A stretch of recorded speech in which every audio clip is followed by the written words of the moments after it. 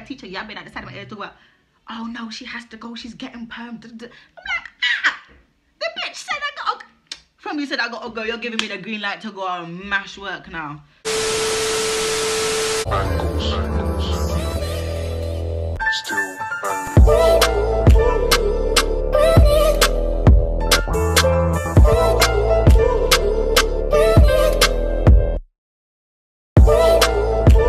What's up, Millie? My favorite girl to Millie, and I'm back with another video. Today I am here with a story time. I'm here to tell you guys about why I got permanently excluded from school. I'm gonna be doing my hair at the same time. Let's go back to the beginning of secondary school. So year 7. Year 7, I was a good student up until probably like a month or 2 in. And obviously I had a friend in it that started with me, but she was a bad kid. She was a bad kid, and I knew in myself I was a bad kid too, but it was a thing where I knew I wanted to behave at school. So I was like, I'm not even gonna try and cause any trouble. But that didn't work, because I ended up causing trouble, misbehaving, being rude to teachers, talking back, bunking lessons, all that crazy stuff. Yeah, so we were both misbehaving, we both worked off each other. But then 4 months into year 7, she got permanently excluded. Like she didn't even get permanently excluded. She got managed move, and they said, you're gonna go to Park campus and be on trial for 12 weeks. If you're good, you come back. If you're not, you're staying there. So cool.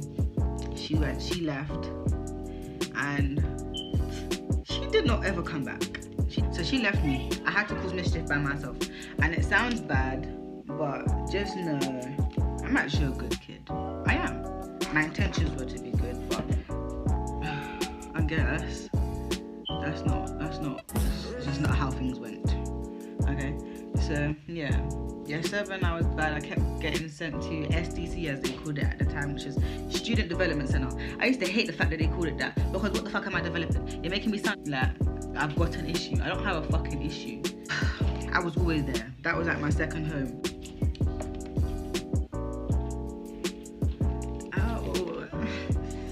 Sometimes I'd refuse, sometimes I'd go, whatever. When year 8 came, obviously by year 8 you're fully comfortable with the school, and obviously I was in a group of friends that were like the most known, and that there was always mix up. And I don't know why, but for some reason I was the one everyone used to come to help their issues.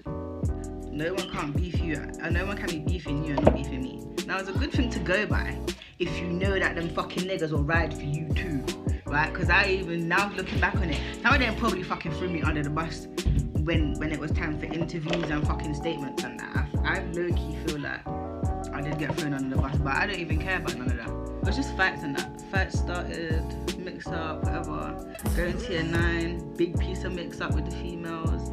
Everyone's cussing people's mums and that. And obviously there was just one particular girl that I just didn't like. And she always had an issue with people, but she always had an issue with people that I'm cool with. So it was like, okay, because I don't like this female, and the people that I like have an issue with this female, I'm just gonna back it for the sake of backing it. Like, I had that sick mindset, like, I'm gonna back it because I wanna smack her. Majority of the time, when people used to ask me to back their beef, bro, I'm doing this because I want to let out some type of anger. And this is what the teachers knew, you know. Some of the teachers that actually liked me, they were like, Samara, we know that you're not fighting because you're helping these people. We know you're fighting because you're angry. I said, I know. I didn't even try and lie about it. I didn't even try and deny it. Yes, I was doing it for me. I wasn't doing it to actually help you. I was doing it for me. I'm not even gonna lie. Like, yep, some of it was to help you. Sometimes it was actually to help them, because some of the people that I was backing were actually my close friends at the time. Keyword, at the time. I did not chat to any of the females that I've ever backed in school now, yeah?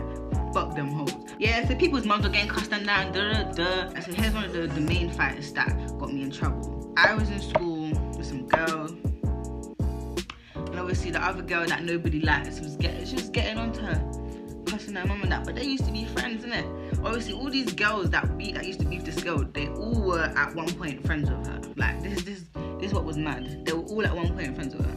I don't know why I'm struggling to do this. I feel like I'm just messing around with my hair. So everybody knew like each other's business because they were all friends. Like, so yeah, people used to get chat. People's mum used to get chat. People's living conditions used to get chat. Honestly, no one ever said anything to me, or like no one said anything about me, what I know of anyway, because nobody ever came back to me and said, oh, someone said this about you, someone said that about you. That only happened as I left school. As I got permed, that's when I started hearing rumours about me going around, and I'm like, what the fuck? The whole time that I was there, no one wanted to say shit. The whole time I was there towards the end of my time being there, when I was fucking walking, when I was by myself, with no one by my side, and I weren't talking to no one wanted to say nothing. But the moment I leave, that's when everybody wants to be saying, oh, Tamara this, Tamara that, Chinese whispers. Fuck out of here. You ain't brave enough to come and say that shit when I was in the fucking school. You ain't brave enough to come and say it to my fucking face. So keep my name out your mouth. Because you know it's not facts that you're talking. But anyway, she's cussing her mum like, how you letting this girl cuss your mum? I'm trying to get myself involved so she can be rude to me, and so I can just clap her there. She didn't say nothing to me. She was avoiding me. Like every time I was like, how are you having what she's saying to you? How are you having it? She wouldn't say nothing to me. Anytime anyone else said something, but why are you talking there? Why are you talking there? Me? She avoided me. So we're about to leave now, and then the girl just randomly just spins around and runs down to fight her, and I'm like, oh, so she's getting it cracking now. I just ran down there and got my little one two little 2 pence in, and then I was the main person that got in trouble. Like, how? Me, I was trying to help her at first. This is what I was telling the teachers. I was trying to help her, yeah. I told her to come on. I brought her down to the door, and obviously because I got involved and I was given the worst licks. Obviously I got in trouble the most. They excluded me for that fight.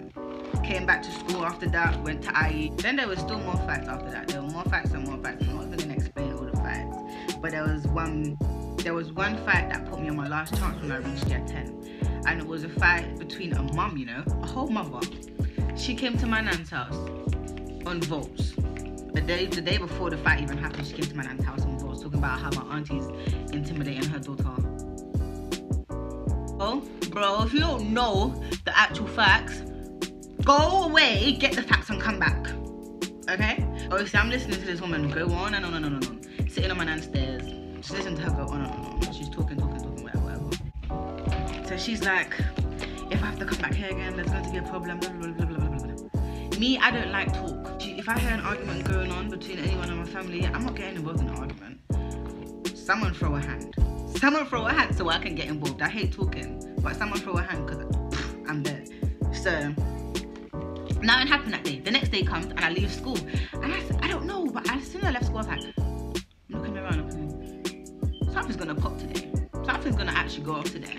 She come to the house with baseball bat, fucking in a bag around her, like a GM with a fucking washout tracksuit, yeah, talking crud. So obviously people in my family, we're cool until you want things to pop in it. We're gonna speak to you, even if you're being rude, we're gonna speak to you respectfully. We're not gonna push the boundary, we're not gonna be rude, none of that. So she's just getting amped up, and I'm like, nah, this woman. Like I sat back on that stairs, the same step I stepped on, that I was sitting on the day before. I sat back right there and I was listening to her go on and on and on and on and on. She started being disrespectful, and she started like getting, you know, like amped up in your voice, like you're ready to do something. Boy, I just went and stood by the front door with my uncle, my older cousin, my nan, and my auntie that was there. Went and stood by them. So she tries to come in, she steps her foot past the threshold. You just please listen to this. She steps her foot past the threshold, yeah? So her foot is in the house, and she's in my auntie's face talking about, you're a fucking idiot, you're dumb. I looked over, my nan, I looked at my uncle, I looked at my cousin. I'm thinking, you guys are letting someone fully disrespect the house. You know, I'm the youngest out of the 4 there, yeah? But I'm sick in my head. So I go to them and I say, who are you stepping to? Like, who are you stepping to? And she starts shouting, I go, boop, right in her face. I didn't want to hear it. I hate talking, I hate shouting. Don't be rowdy. If you're trying to sort something out, talk properly. If you want to get boxed, loud up yourself, because it ticks me. Thumped her in her face. So she's coming back trying to fight me. I'm